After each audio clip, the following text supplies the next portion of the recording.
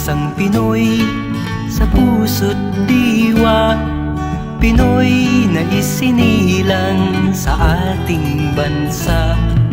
Ako'y hindi sanay sa wikang mga banyaga.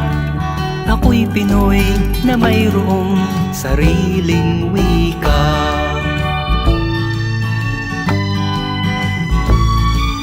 Wikang pambansa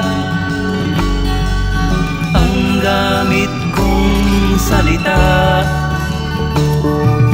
Bayang kong sinilangan,